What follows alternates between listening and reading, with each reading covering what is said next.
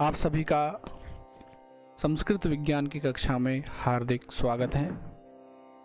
दोस्तों, आज हम लोग पढ़ने वाले हैं जस्त्व संधि। संधि का प्रकरण हमारा चल रहा है। इसके पहले आप लोग स्वर संधि पूरी पढ़ चुके हैं। व्यंजन संधि में भी इष्टत्व संधि और इष्टोत्व संधि पढ़ चुके हैं। तो जस्त्व संधि आज हम लोग पढ़ेंगे। सबसे पहले जस्तु के बारे में समझिए और वर्गों के बारे में समझिए। पूरा व्यंजनों का खेल है।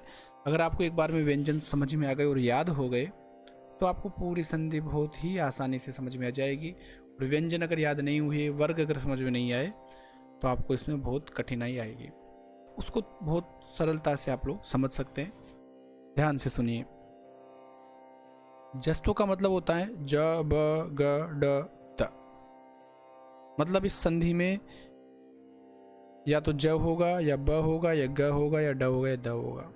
ये ज ब ग ड द क्या है? ये पांचों वर्गों के तीसरे अक्षर हैं। ये वर्ग क्या है आप लोगों को मैं पहले भी समझा चुका हूं। तो आज और उनके बारे में जानेंगे, वर्गों के बारे में। जस्तु संधि के दो प्रकार आज हम लोग पढ़ेंगे। एक झलाम जश झशी वाली, एक झलाम जशोंते वाली। दोनों को आप पढ़कर समझ जाओगे कि दोनों में डिफरेंस क्या है, अंतर क्या है। सबसे पहले आप वर्ग समझ लीजिए। वर्णमाला में 5 वर्ग होते हैं। क वर्ग, च वर्ग, ट वर्ग, त वर्ग, प वर्ग। क वर्ग में 5 अक्षर क ख ग घ घ। च वर्ग में छ छ ज झ ञ। ट वर्ग के ट ठ ड ढ ण। त वर्ग में त थ द ध न। और प वर्ग में प फ ब भ म। इनके तीसरे अक्षर को जस बोलते हैं, जो इस संधि में हो गया। तो जस तीसरा अक्षर कौन सा है? क वर्ग का ग, च वर्ग का ज, ट वर्ग का ड, त वर्ग का द, प वर्ग का ब। ये देखो ज ब ग ड द है ना, ये तीसरे अक्षर है। इस संधि में यही होंगे। तो कहते हैं झल के स्थान पर जश होता है झश बाद में होने पर। सबसे पहले जो संधि आप लोग पढ़ रहे हैं झलाम जश झशी, इसका अर्थ होता है झलों के स्थान पर जश हो जाएगा झस बाद में होने पर। तो झल का मतलब क्या? सभी व्यंजन आ जाएंगे केवल 5वें अक्षरों को छोड़कर। सभी वर्गों के 5वें अक्षर को छोड़कर सभी व्यंजन आ जाएंगे। जैसे ये देखो ग य ण न, इनको छोड़कर बाकी क ख ग घ च छ ज झ ट ठ ड ढ त थ द प प प। इनके स्थान पर ये जिस वर्ग के होंगे उसी वर्ग का तीसरा अक्षर हो जाएगा। जैसे क ख ग घ में से कोई सा भी अक्षर है तो इसके स्थान पर ग हो जाएगा। ये रहा ना इसमें ग। देखो च छ ज में से ज हो जाएगा। ट वर्ग का अगर कोई सा भी अक्षर है ट ठ ड ढ ण से तो ड हो जाएगा। त थ द ध से द हो जाएगा। प फ ब हो जाएगा। मतलब तीसरा अक्षर हो जाएगा इन्हीं अक्षर के स्थान पर।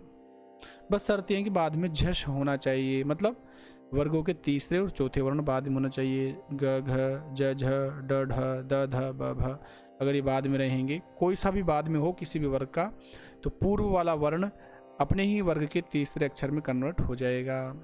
उदाहरण से आप लोग और भी अच्छे से समझ लेंगे। एक बार इसको इस तरीके से और समझ लो।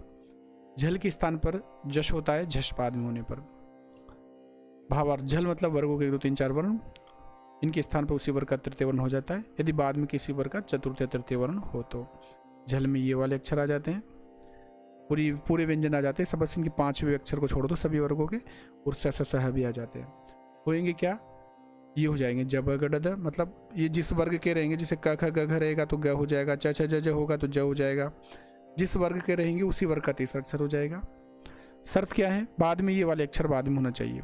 किसी भी वर्ग का तीसरा और चौथा अक्षर बाद में होना चाहिए। अगर आपको यहाँ तक समझ में नहीं आया हो तो आप इस वीडियो को रोक के फिर से दोबारा समझ लो। वर्ग एक बार आपके समझ में आ जाएंगे तो फिर पूरी संधि आपके लिए बहुत ही सरल हो जाएगी। वर्गों के 1 2 3 4 अक्षर के स्थान पर उसी वर्ग का तीसरा अक्षर हो जाता है। यदि आगे किसी भी वर्ग का तीसरा चौथा वर्ण हो तो वर्ग मतलब क ख ग घ क वर्ग च वर्ग, ये वाले वर्ग। दग प्लस दह, यहाँ पर घ है तो घ किस वर्ग में आता है? क ख ग घ क वर्ग में। उसी वर्ग का तीसरा अक्षर क्या है? ग। तो यहाँ पर हमने कर दिया ग दग। आगे किसी भी वर्ग का तीसरा चौथा हो तो ध चौथा वर्ण है ना, त वर्ग में। किसी भी यहाँ पर ध भ कुछ भी हो सकता है, चौथा अक्षर होना चाहिए तीसरा चौथा किसी भी वर्ग का। तो त वर्ग का चौथा अक्षर, इसलिए इसके स्थान पर इसी वर्ग का ग हो जाएगा। दग दह मिला देंगे दग दह। दूसरे उदाहरण से समझिए।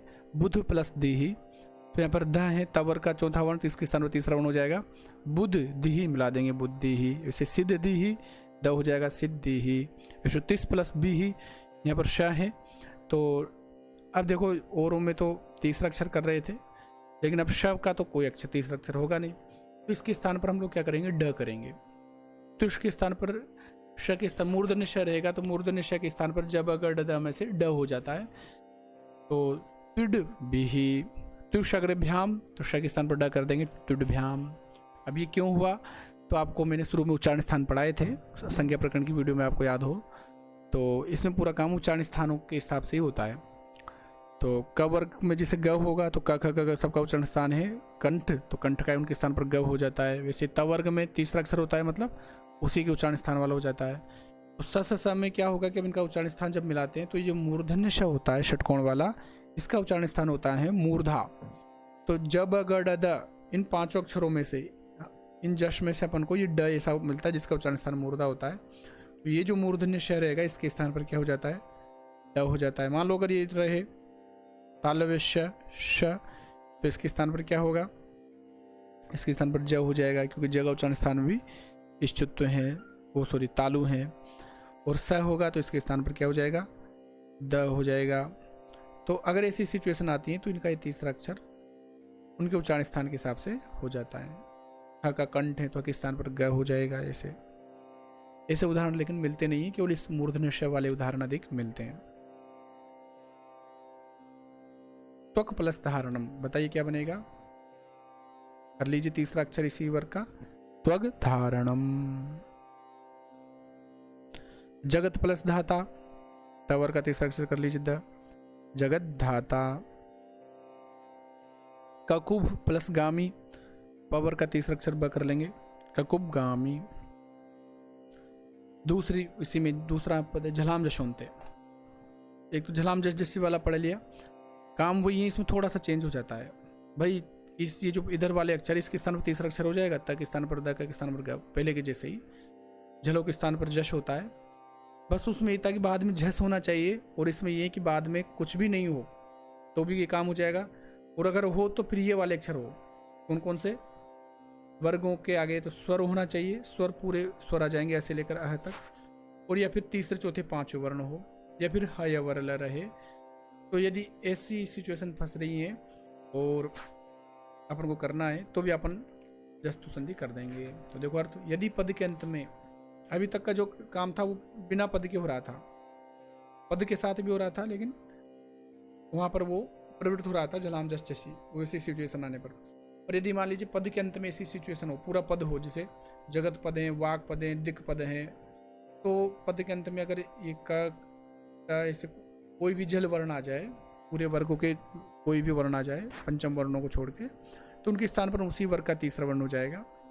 बस बाद में ये होना चाहिए, क्या स्वर हो या फिर तीसरा चौथा वर्ण हो या हया वर्ण रहे। अगर ये नहीं रहेंगे तो भी हो जाएगा। बस वर्ग का पहला और दूसरा वर्ण स आगे नहीं होना चाहिए, बस ये शर्त है। क्या क्या आगे नहीं होना चाहिए, वर्ग का पहला और दूसरा अक्षर वो स वो क्यों नहीं होना चाहिए, वो चर्तु संधि फिर बन जाती है, वो आगे हम पढ़ेंगे इसके बाद में। जगत प्लस ईसह, त के स्थान पर हम लोग द कर लेंगे, जगदीसह। जैसे वाक प्लस ईश्वरी, क के स्थान पर ग हो जाएगा, वागीश्वरी। दिक् प्लस अम्बरः, का है, क के स्थान पर ग कर लेंगे, दिगंबरः। अच प्लस आदि, च के स्थान पर तीसरा वर्ण हो जाएगा ज, अजादि ही। आपको ये समझ में आ गई होंगी जहां तक मुझे उम्मीद है। वाक्दानम, वाग्दानम। जगत धाता, जगत धाता। वाक ईश्वरी, वाग ईश्वरी। अच आदि, अजादि। सत आनंदः, त के स्थान पर द हो जाएगा, सदानंदः। सत धर्मः, तद्धर्मः। षटाननः, त के स्थान पर ड कर दीजिए, षडाननः। सुप अंतः, सुबंतः। तद्रूपम, तद्रूपम। समिदाधानम, समिदाधानम। ध के स्थान पर द, अपजम, अबजम। इस प्रकार से आप पूरी संधि पढ़ सकते हैं। बहुत सरल है, बस एक बार आप थोड़ा सा वर्गों को समझ जाओ और झल जश झस इनके अक्षरों को थोड़ा समझ जाओ तो आपको ये तुरंत समझ में आ जाएगी। धन्यवाद। नमो नमः।